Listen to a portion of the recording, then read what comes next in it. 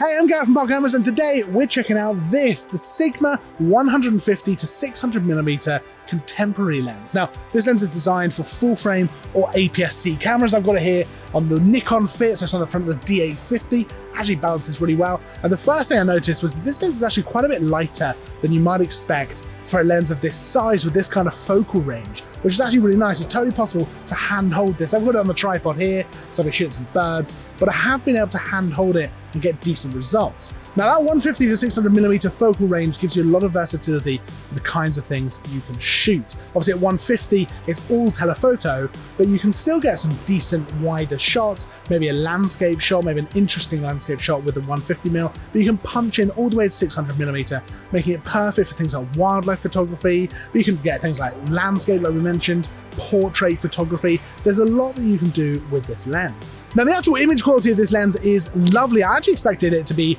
maybe a little bit compromised based on the fact that it's a less expensive lens, but actually it seems to be really good, especially for a zoom lens with that kind of range. It just seems to be able to take nice, sharp, rich photos. Now that said, the maximum aperture is f5.6 at 150mm, and it goes to f6.3 as you zoom in.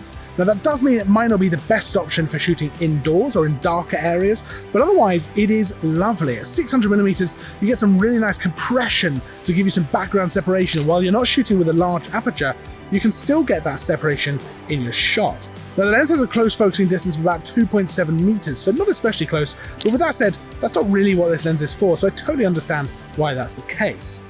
Now the actual bokeh from this lens always looks great to me. It's nice and smooth, it just looks lovely.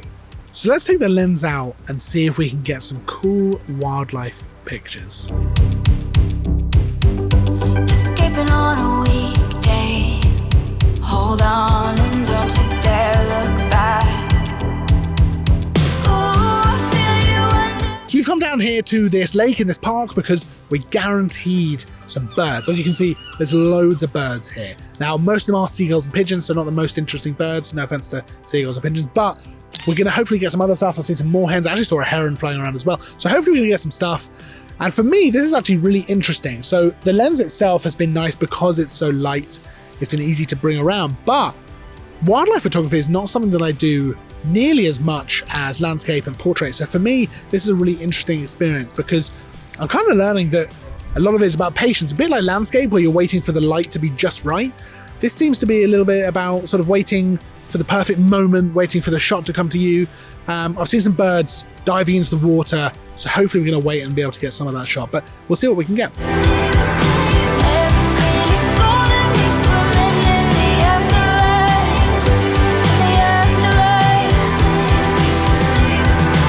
Now this lens has stabilization built into it, which actually really helps, especially when shooting handheld. I had it on mode 1 pretty much all of the time, which stabilizes vertically and horizontally, but I did notice a massive difference between having it on and having it off, both for shooting on tripod or off. It just helps to get those longer focal range shots, especially at 600mm. Now, in terms of actual build quality, this lens is actually really interesting. So you'd often expect a lens like this to be really heavy and cumbersome. And it's certainly not light, it's about 2 kilograms, but it's surprisingly manageable handheld. I was able to last a few hours carrying this around and shooting handheld without really much trouble at all. The lens itself is a mixture of metal, plastic, and rubber. Feels pretty good in the hands as well. I had it on the front of the Nikon D850 and it balanced really well with that camera. The manual focus ring is fairly small. Actually, it's quite nice and precise as well. The zoom ring is much bigger and well gripped. It's also worth noting that it's able to be locked at various points, which is particularly interesting and useful. It's the first lens that I've come across which has that on it.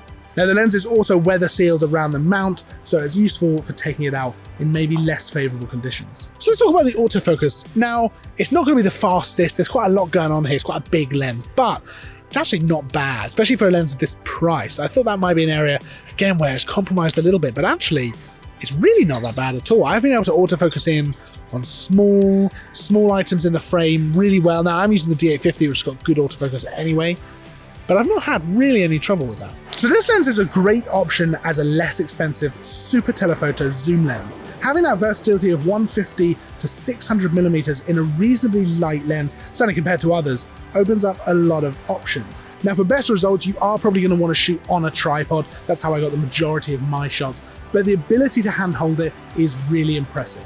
Now, if you have any questions about this lens, pop them down in the comments below. We'll get back to you as soon as we can. If you like the video, hit the like button. Make sure to subscribe if you're not already. I'll see you in the next video, and as always, thanks for watching.